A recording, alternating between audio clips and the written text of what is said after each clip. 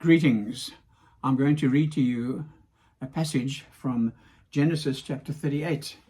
I hope you'll follow me. If you have no Bible with you, will you listen carefully to these words, because they're part of the story of Judah and Tamar that we've been following. And this is what it says in Genesis 38 and verse 12. In the course of time, the wife of Judah, Shua's daughter, died. When Judah was comforted, he went up to Timnah to his sheep shearers, he and his friend Hira the Adullamite. Now when Tamar was told, "Your father-in-law is going up to Timnah to shear his sheep," she took off her widow's garments and covered herself with a veil, wrapping herself up, and sat at the entrance to Enaim, which is on the road to Timnah. For she saw that Shelah was grown up, and she had not been given to him in marriage. Now when Judah saw her, he thought she was a prostitute, for she had covered her face. So he turned to her at the roadside and said, "Come, let me come in to you." For he did not know that she was his daughter-in-law. And she said, "What will you give me, that you may come in to me?"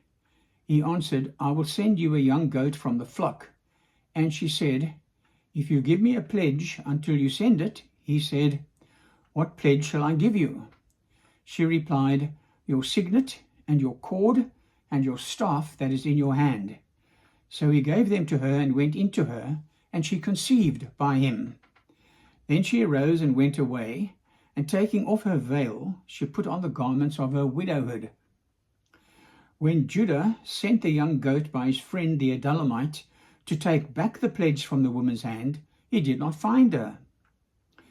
And he asked the men of the place, "Where is the cult prostitute who was at Enaim at the roadside?" And they said, "No cult prostitute has been here."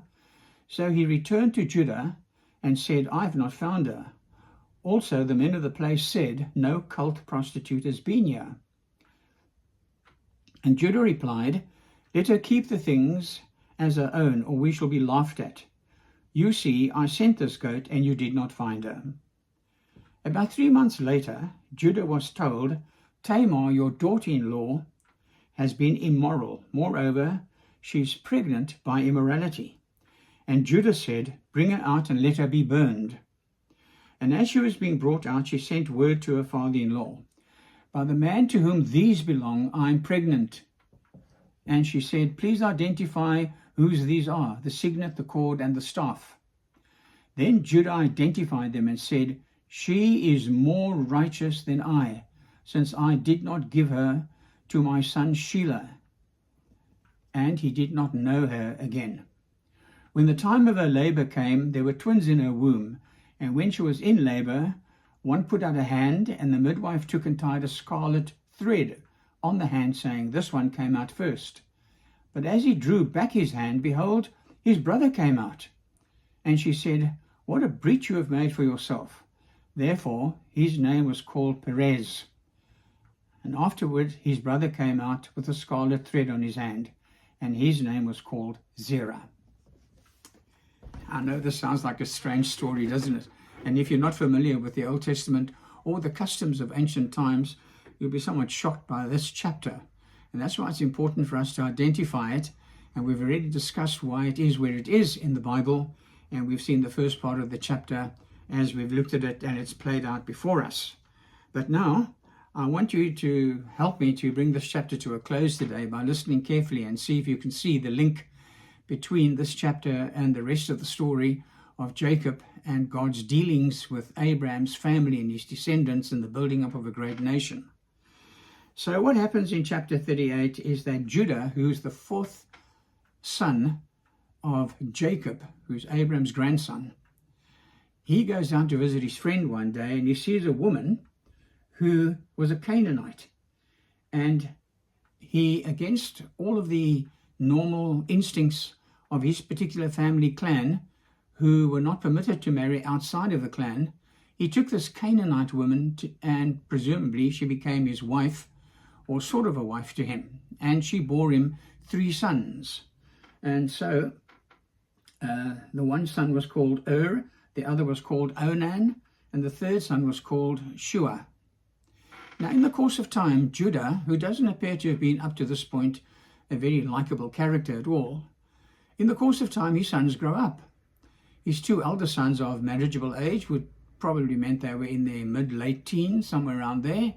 His younger son, Shua, is still in the process of getting there to that age. So the time comes for him to find a wife for his elder son, and he finds this girl called Tamar, who was also not an Israelite girl. And as time goes by, behaves badly in some way before God, and he dies. But there's no child for Tamar. And she, by all accounts, is quite anxious to have a child that belongs to the tribe from which Judah comes from. She wants in on this tribe. She wants to be part of it. Now, according to the customs of the day, if a man leaves a widow childless, then it fell upon his brother to take up the duty of his dead brother and to try to produce a child from the widow who would be the dead brother's child, as it were. And so there would be an ongoing link between the widow and the son that she's now got from the brother and the tribe. And the inheritances would all be strictly sorted out according to that. And so dies, and his younger brother Onan is now told to go and take Tamar as his wife. But he is also wicked in the sight of God, and he dies. So now 2 of Judah's sons have died, and the widow Tamar is still without a child. There's one younger son left, and this younger son, whose name was Shelah, was a bit young for marriage. So Judah says to her, you go to your father's house and just wait there, and when Shelah comes of age, I'll send him into you, and he can marry you and produce a son, and that's the way we'll overcome this problem. And so she does just that. But Judah actually is not actually interested in getting Shelah to go into Tamar at all and become a sort of a pseudo-husband to her, because he's scared that he'll be killed too. And so if he loses Tamar, all 3 of his sons, if he loses Shelah, all 3 of his sons are then dead. So he doesn't want Shelah to go in to Tamar at all. Now, that may seem quite a weird for us today, but it was all very, very strictly according to the times and the age in which they lived. Later on, in the laws of Israel, there were special provisions made for this kind of activity. But at this point of time, it was very simple and very primitive, and was practiced by various tribes in that part of the East at that time. So it wasn't only a thing that was practiced by the Jewish people, and it was common, and it was acceptable, and it was seen to be something that was necessary, a duty, so that all laws and inheritances could be left intact. And that was what lay behind it. But now, according to the reading we had today, there's a little bit of a hitch in the whole plan for Tamar. Because Tamar's now got to deal, and this is my first main point I want to make to you, is with Judah's broken promise. Judah said to her, I will send you my son Shelah.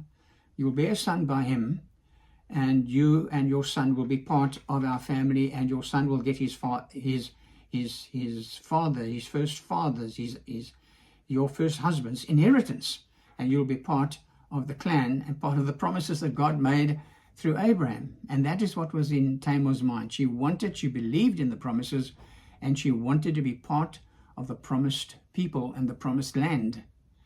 But of course, we aren't told that. We've got to surmise that by her actions, and that is what her actions seem to tell us, as she's very determined to have this child from the clan of Judah.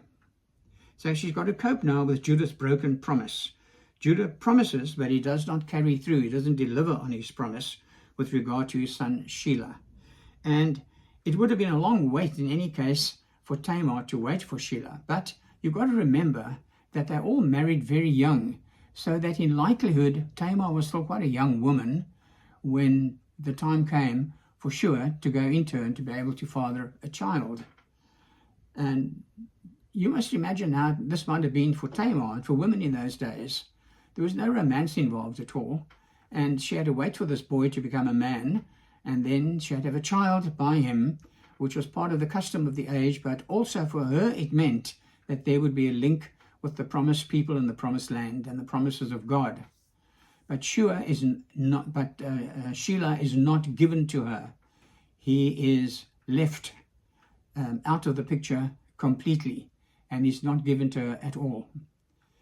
So now she realizes that her father-in-law has broken his promise, and she herself is now destitute, because to be a widow in those ancient times with no children and no family really left you on the margins of society. But she was a woman who was determined to be part of the promises of God, like Ruth was later on. You remember the story of Ruth? And here was this woman from the Canaanite peoples who wanted to be part of the promised people and the promises of God. And, there's lots of people like that today who don't know how to get in on the promises, don't know how to become Christians, don't know what it is exactly that they need to do to become part of the Christian faith. And many people long to do that. I've met many of them in my life who just need someone to take them aside and explain to them, and be bold enough and honest enough and caring enough to explain carefully to them what it means to be a real Christian. And their hearts are opened to the Lord. Tamar seems to have been drawn to God, to the God of Israel and the God of Israel's people, and the God of the covenant and the God of promises, and she wants to be part of that.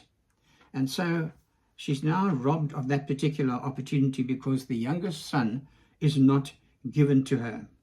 And so her opportunity of having a son by any of Judah's sons is now taken away from her. Now, this is quite a trial for any woman living in that time.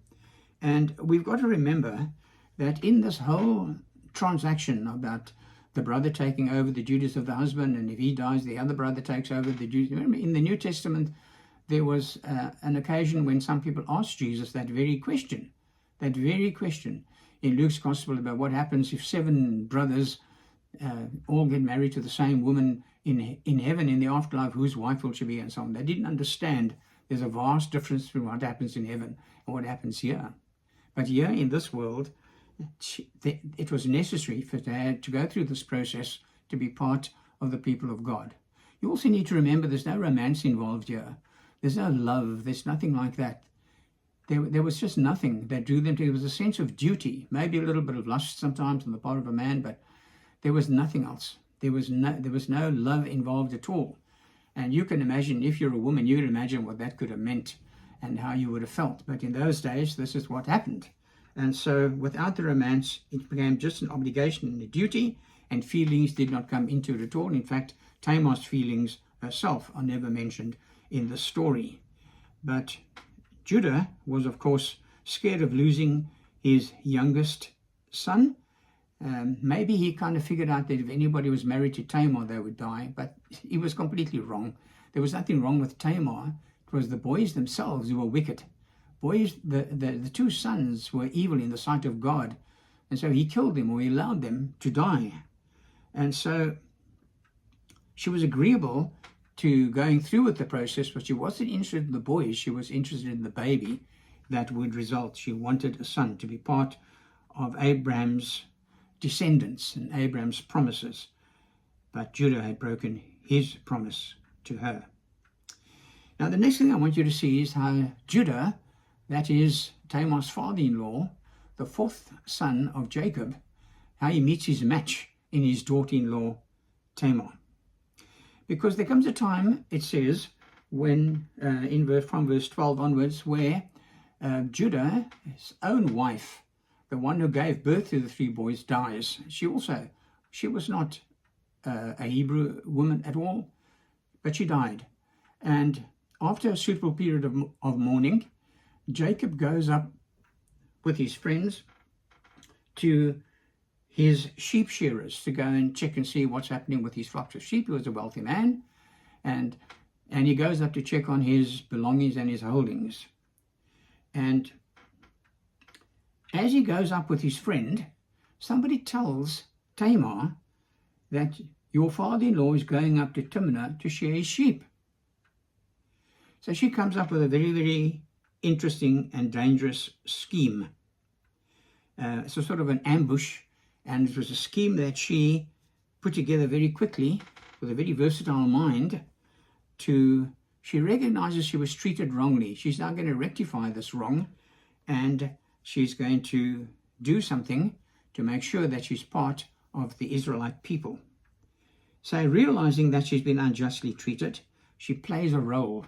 And this role could really have landed her in a lot of hot water had she been found out. Because as she's thinking about things, she says, I've got to have this baby. How am I going to have it? I can only have it through my father-in-law. So she ditches her normal mourning garments. She puts on the garments of a prostitute. And she sits in the roadway waiting for Judah to pass by. And Judah, of course, is a man with very little scruples. He doesn't seem to have much feeling for anybody, we've already noted. And so he sees this woman dressed up, doesn't see her face, doesn't recognize her, and he assumes that she is a cult prostitute. Now, in those days, various shrines and temples had prostitution involved in their form of worship to whatever god they worship, which is why the Israelites were told not to marry into anyone from the Canaanite peoples. They worshiped different gods with different practices, very immoral practices. No, worship the true God and the only God. So that is why it was wrong for Judah to seek out a Midianite wife and to identify so closely with these people from these tribes that had no interest at all in the God of Israel. But she dresses up like a prostitute, does Tamar. And Judah, who has not much scruple, sees her, and he goes to her and he says, I'd like to pay you a visit. I'd like to come into you. And she says, through all her disguises, what will you give me? He says, I'll give you a young goat. Oh, where's the goat? Well, the goat is up with the sheep shearers. I haven't got it with me just at the moment. Well, she says, then how do I know I'm going to get the goat? You must leave me a pledge. So what pledge do you want, says Judah. She says, give me your ring, your signet ring, and give me your cloak, and give me your staff. Give these things to me. And so if you give me this pledge, she says, you can come into me. Give me not your cloak, give me your cord, give me your staff and your signet ring. So he gives her his ring, gives her his cord, and gives her his staff. The staff was a staff that would have been probably in some way identified with him and his particular family. And so he gave them to her. So in other words, it's like his credit cards. You know, she's keeping them all for safety. So he comes back with his goat. Well, he goes into her, and as a result of that, she falls pregnant. And after she's been with him, she ditches all her prostitute clothes and puts on her mourning garments again. So nobody knows, at least he doesn't know, that he's been with his daughter-in-law, and she is now pregnant. So she is now pregnant with a child that is linked to Judah, to Jacob, to Isaac, and to Abraham. She's linked to the family of promise. She's linked to that. Well, now the time goes by, and one day, about 3 months later, Judah is told, listen, your daughter-in-law has been immoral, and she's pregnant. Did you know that? And Judah is furious. Take her and burn her. Bring her out, she says, and we'll burn her. That's a very serious, very extreme reaction. I don't know how many people were burned for prostitution in those days, but certainly we don't read of it in the scriptures at all. But Judah, in typical fashion, overlooks his own immorality, but wants the person who is reported to him to be burned. And so as she's brought out, she suddenly exposes her father-in-law. And he is absolutely taken aback, because she says, as she was being brought out in verse 25 of chapter 38 of Genesis, she says, by the man to whom these belong, I am pregnant. And she produces the signet, the cord, and the staff. And she says to Judah, you identify them, and you tell them who they belong to. And Judah is completely taken aback by this, and he says something which changes the whole picture for him. It indicates something has happened to him which makes him realize that he is unrighteous. Suddenly the issue of righteousness is raised in a man who couldn't have cared under other circumstances. The man who was willing to sell his brother off to passing tradesmen to be taken into Egypt. Here's this man suddenly confronted by his own unrighteousness. And so he says, she is more righteous than I, since I did not give her my son Shelah. And making that confession that the stuff belonged to him and that he was unrighteous and she was the righteous one, he does not in any way interfere with her again. He doesn't use her as a concubine or anything like that. He leaves her alone because he realizes the implication of what has happened, and he realizes how wrong he has been. That's a great realization for Judah. Something happens to the man in that moment. It was a moment of truth for him about himself, and he recognizes his own unrighteousness. And there's a change in Judah a little bit we perceive from that moment on. This is a moment of truth, and he does not appear in a very favorable light, but from now on there's something slightly different about him. Now I want you to see, as we bring things to a close, just what an amazing outcome this all had. Because when she came to give birth, Tamar, there's twins in her womb, and just like with Jacob and his brother Esau, there were twins in the womb, and it reminds us of what happened in Genesis chapter 25 when these boys were born. And so the eldest twin in her womb sticks out his hand first during the birth process, and the midwife ties a little scarlet thread around his arm, but he withdraws. I don't know how that happened, maybe in terms of the contractions, I don't know. He withdrew his hand, and in some mysterious way, the younger of the twins, or the one who would have been the younger, pops out first. And then the elder one comes after him. And it looks like God is just once again reminding us that the younger one, the less noticeable one, the one who wouldn't do the main inheriting, he's the one that God always seems to choose. And so here it is. The older makes himself known, but he doesn't get born first, and the younger one comes out, and his name is Perez. Took everybody by surprise. Now let me tell you as I close about this Perez. The younger Perez, this younger son Perez, became the head of the clan of Judah. And from his line, there was eventually a man who was born by the name of Boaz.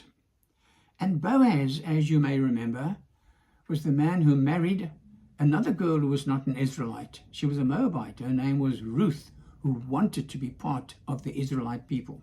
How wonderful when people want to be part of the people of God. Did you ever have that strong desire in your heart to be part of all the promises God has given to his people?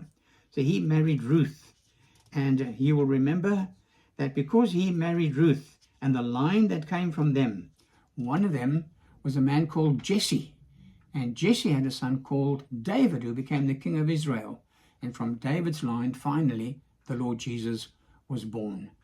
And so through all of this drama that happened in Tamar's life, she gives birth to the man to the boy who's going to become a man, whose line was finally going to give birth to the Lord Jesus Christ. And Tamar becomes part of the people of God. Now, my friends, it's a very important thing, this. The story may not mean much to you in today's world. I mean, the customs may seem very strange, but the desire to be part of God's people is very great. I hope you've got that desire. This is an amazing story placed at just the right place to remind us that God welcomes those, even those who aren't part of Israel. He welcomes those who want to be his. He welcomes them in to come home to him. And that welcome applies to you as well. Well, God bless you. Hope to see you next time.